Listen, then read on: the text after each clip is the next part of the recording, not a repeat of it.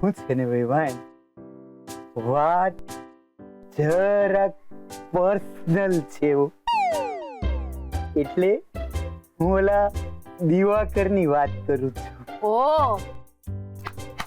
અરે એમ નહીં, આ મારી હારી ડોક ખાઈ ગઈ છે ને એમાં વેવાણ હું હરખી રીતે શરમાઈ નથી આવતો. બોલો. It's okay. હું છે ને તમને એક વાર્તા કહેવા માંગુ છું. ઓહ, વાર્તા? બોલો. એક જંગલ હતું ને એમાં એક સિંહ રહેતો અને અહીંયા છે ને સિંહ તમે જ છો. થેન્ક યુ જી. અરે એ તો મારી ફરજ છે. અને એ જંગલમાં એક બોકડો રહેતો હતો અને અહીંયા છે ને બોકડો એ ઓલો દિવાકર છે. અને વેવાણ ઈ જંગલમાં એક દી બોકડો છે ને સિંહ સામે આવીને ઉભો રહી ત્રાડ નાખીને એને પડકાર મેલ્યો કે એલા એ સિંહ, હું તારી ત્રાડમાં વાત કરી શકું છું, તું બોકડાની ભાષામાં બોલી શકે ખરો? એટલે વેવાણ મારો કહેવાનો મુદ્દો ઈ છે કે સિંહે આ બોકડાના લેવલ સુધી નીચે ઉતરવું જોઈએ કે નહીં, કારણ કે સિંહ તો સિંહ છે અને બોકડો મારો હારો મામૂલી બોકડો છે. પણ જો સિંહ હોય તો હું કોણ છું? તમે સિંહ છો. ના, આ વાર્તામાં હું કોણ છું?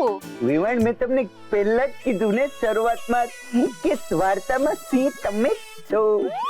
હા, પણ આ વાર્તામાં આખરે હું કોણ છું? અરે તમે સમજ્યા નહીં, વાર્તાની શરૂઆત થી અંત સુધી સિંહ તો તમે જ છો. હા, પણ તમે હમણાં જ બોલ્યા ને કે સિંહ આખરે સિંહ છે, તો આખરે હું છું કે હું સિંહ છું? હું મારું હારું એવું બોલ્યું? હા, પણ વેવાણ એમાં છે ને એક મુદ્દો છે. મારો કહેવાનો મતલબ એમ છે કે સિંહ ગમે એટલો ભૂખ્યો થયો હોય તો એને ઘાસ ખાવું જ જોઈએ. પણ હવે તો કેમ કહેવાય? હું કેમ કહેવાય?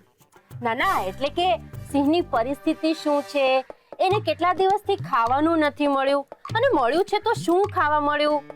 બરાબર. એટલે સિંહ ગમે એવો ભૂખ્યો ડાક્યો હોય ને તો એને ઘાસ ખાવું ના જોઈએ. હા, અને સિંહ ચાહે તો પણ ઘાસ ખાઈ જ ના શકે. બરાબર છે, કારણ કે ઘાસ તો ઓલા મારા હારા બકરા હારું છે. ઈ બકરો ભલે ને બેઠો ઘાસ ચાવે, સિંહ ખાવા જાય તો એના દાંતમાં ઘાસ ભરાઈ ન જાય.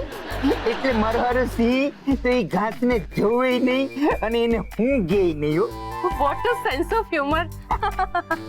અને આમ પણ સિંહ સામે બકરો અને ઘાસ બંને હોય તો એ બકરો જ ખાઈને ઘાસ શું કામ ખાય? મારો હારો આ પોઈન્ટ બહુ ખતરનાક છે અને આ ડોકી મળાઈ ગઈ છે એમાં હું હરખું ખજવાડી નથી શકતો. મૂળ વાત શું છે? કોણે શું ખાવું, બરાબર છે ને વેવાણ? હું હવે કોઈ આડી અવડી વાત નહીં કરું, સીધા મુદ્દા ઉપર આવીને વાત કરું છું. વેવાણ, મારી તમને વિનંતી છે કે તમે ઓલા દિવાકરને છે ને આઝાદ કરી મેલો. ઓ, એમ વાત છે. વિદ્યા વેવાણ, માની જાઓ. અરે જો દિવાકર આઝાદ થાય ને તો જ ગીતા પાસેથી મને આઝાદ કરાવશે. હું તમને કેવી રીતે સમજાવું કે આ બૈરાની ગુલામી કરવામાં મારી કેવી વાટ લાગી ગઈ છે. પ્લીઝ માની જાઓ. વાત તો તમારી બરાબર છે. વાહ, મને ખાતરી જ હતી કે સિંહ છે ને હાથીની વાત જરૂર માનશે. હાથી? આ આખી વાતમાં હાથી પણ ઇન્વોલ્વ છે? અરે વેવાણ, અહીંયા જો તમે સિંહ છો ને તો અહીંયા હાથી હું જ છું. અને મારી વાત માનવા બદલ તમારો ખૂબ ખૂબ ધન્યવાદ. એક મિનિટ. આ વાત તો તમારી બરાબર છે, પણ પાર્થના પપ્પાની મુક્તિ આટલી સહેલાઈથી નહીં થઈ શકે. કેમ? અરે કેમ ન થઈ શકે? કેમ કે જ્યાં સુધી હું એમને મુક્ત કરવાનું નક્કી ન કરું ત્યાં સુધી એમની આઝાદી મુશ્કેલ જ નહીં, અશક્ય છે.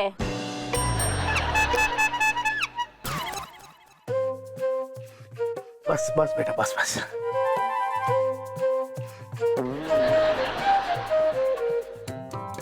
એ દિવાકર, મેં છે ને આ તારો કેસ વિદ્યા વેવાણ પાસે આમ માંડીને રજૂ કર્યો તો, પણ વિદ્યા વેવાણ જરાય ઢીલા પડ્યા નહીં. બોલ, તારી તો અટાણે હાલત ઓલી ધોબીના કુતરા જેવી થઈ ગઈ છે. નથી ઘરનો રહ્યો કે નથી ઘાટનો રહ્યો. પપ્પા, તમે આમ પપ્પાજીને અહીંયા એમના મોઢા પર કૂતરો કહો છો તે વાત બરાબર નથી. અને ભાઈ, હું તમારા બંનેના હાથ જોડું છું. આ બોલતી વખતે આ કહેવત નહીં બોલો પ્લીઝ. પાર્થની કહેવતનો ઓલરેડી ત્રાસ છે. સારું સારું, હું તો છે ને તને એમ કહેતો હતો કે મેં વિદ્યા વેવાણને સમજાવવાની બહુ કોશિશ કરી હો. ઓલી સિંહ અને બોકડાની વાર્તા હોત કરી. સિંહ અને બકરી? અરે મેં છે ને વિદ્યા વેવાણને સમજાવ્યું કે સિંહ ગમે એટલો ભૂખ્યો થયો હોય ને તો એ ઓલા બોકડાની જેમ ઘાસ ન ખાય. અચ્છા, એટલે આખી વાતમાં વિદ્યા સિંહ છે. અને પપ્પાજી બકરી. પણ વાર્તામાં હો. એક મિનિટ, પણ હું શું કામ બકરી? હા, હું શું કામ બકરી? આખરે તમે લોકો મને સમજો તો છો? અરે મારા હારા, હું એક તો તારા હારું આટલી બધી ટ્રાય કરું છું અને તું મારો મુદ્દો નથી સમજતો. મુદ્દો શું કરો છો તમે? તમે ત્યાં નહીં મારો, અહીંયા વાગે છે. દર્દ સરખું થાય છે અહીંયા. તમે બંને એકબીજાને સમજો છો એટલું બરાબર છે.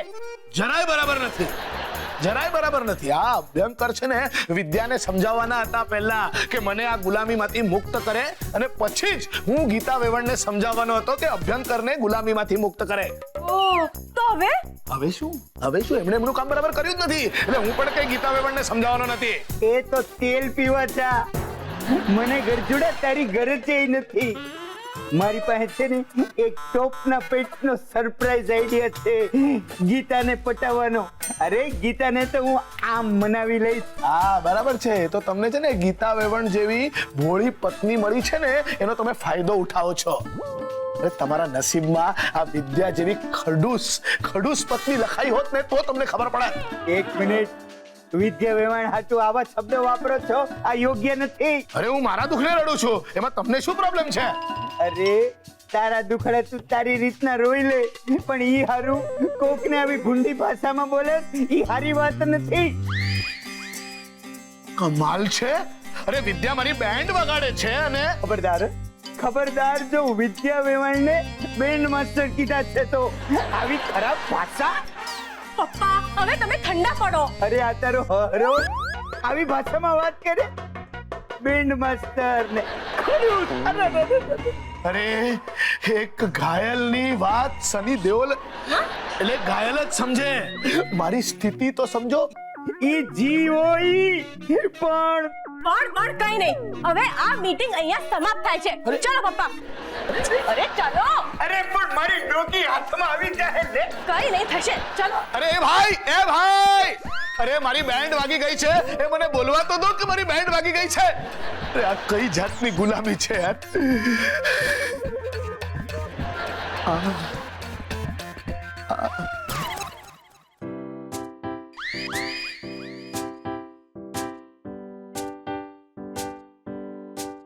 ગીતા મેડમ, ઓ ગીતા મેડમ. હું કરવાને બૂમો પાડો છો? હું છે મેડમ, મારી પાસે છે ને તમારા માટે એક સરપ્રાઈઝ ગિફ્ટ છે. નવી બેન્ડેડ હે? વાહ વાહ, સરસ. આમાં દુખાવો ઓછો થાય કે હું? થાય છે. અને બેન્ડેડ નહીં જુઓ મેડમ, આ જુઓ. આ ગિફ્ટ મારા માટે?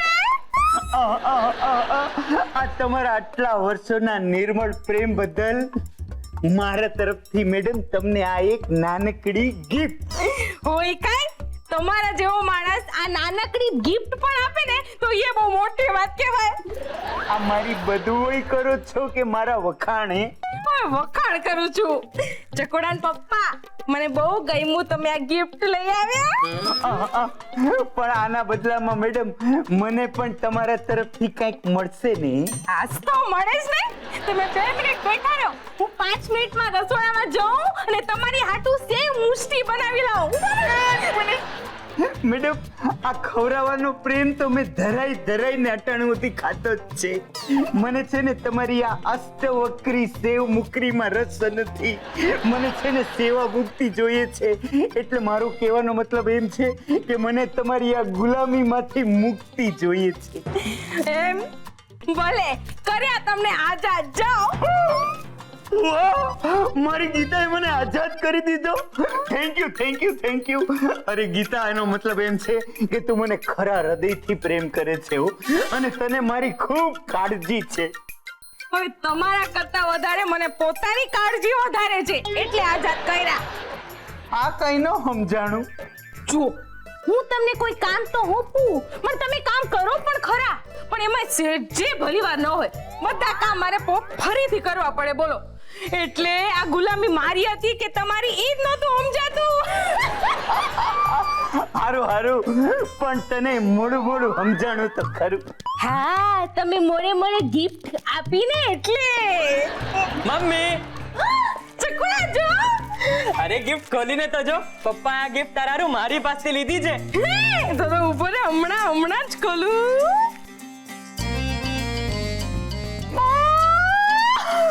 ઓડા મોબાઈલ ફોન મારા માટે આટલી મોંઘી ગિફ્ટ. મોંઘો નથી, સાવ સસ્તો છે. પપ્પા છે ને સાવ કંજૂસી કરીને ખરીદ્યો છે. એ ન કહેવાય ચકુડા, પણ તારા પપ્પાની કંજૂસી તો જગ જાય છે. એ ગીતા, હવે છે ને ગામમાં તારી બહાર તારે વાતો કરવી હોય ને તો આ તારા નવા મોબાઈલ થી કરજે. હું છે ને ઓલા લેન્ડલાઈન થી તું વાતો કરસ ને એટલા જોરથી કરસ કે ઓલા લેન્ડલાઈન ના ઓલા માઇક્રોફોન છે ને ઉડી ગયા છે હવે. એ મમ્મી, તું ફોન પર કેમ આટલા બરાડા પાડતી હોય છે? એમાં એવું છે બેટા કે તારી માને એમ છે કે આ લેન્ડલાઈન ના ડબલા બિલકુલ હાલતા જ નથી, એટલે રાયડું નાખે ને તો જ એનો અવાજ ઓલી ગામમાં એની માં બેઠી છે ને એના કાન સુધી પોગી શકે. એ હી. અને ચકુડાના પપ્પા મને આવા ફોન વાપરતા નથી આવડતા. પણ હવે એમાં ક્યાં મોટી મોઈટ મારવાની છે? કઈ વેદ થોડા ભણવાના છે, હું શીખવાડી દઉં છું. અને તને તો એક જ મિનિટમાં આવડી જાય. આ જો આ દબાવીએ ને એટલે આવી ગયા આંકડા, અને આપણે જે નંબર લગાડવો એ મંડાઈ લગાડવા એટલે ફોન લાગી જાય. આપણે ચકુડાને ફોન લગાડીએ પેલો વેલો. વાઈગો એટલે વાંદરા હાલતો કા નથી? તમે આમાં સિમ કાર્ડ નાખ્યું? તે ભરાયું નતું સિમ કાર્ડ? તો તમે સિમ કાર્ડ ખરીદ્યું મારી પાસેથી? વાંદરા આટલી થપ્પી રૂપિયાની પડાવી ગયો તો હજી કેટલો બાપને નીચો વીસ. ઉભો રે.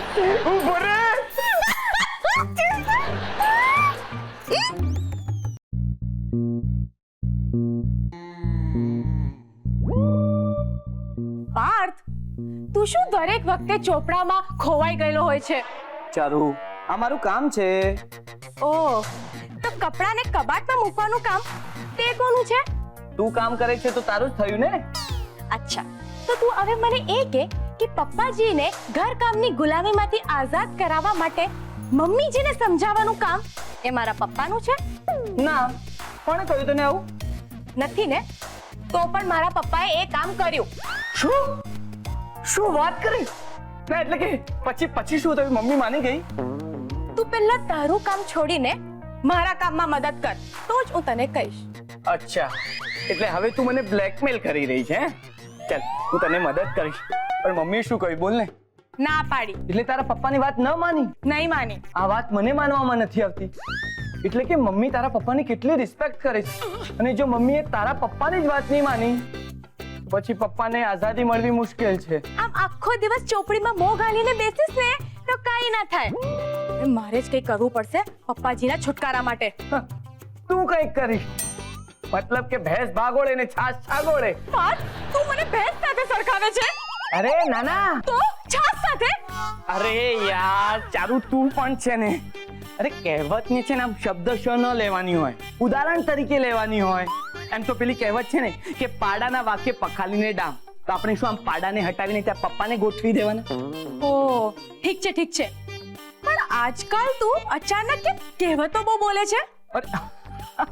એમાં શું છે કે હમણાં હું એક પેશન્ટની ટ્રીટમેન્ટ કરું છું, તો એ પેશન્ટને છે ને આમ વારે વારે કહેવત બોલવાની આદત છે, તો એ આદત મને લાગી ગઈ છે. ઓ એમ આદત પડે? હા, કેમ ના પડે?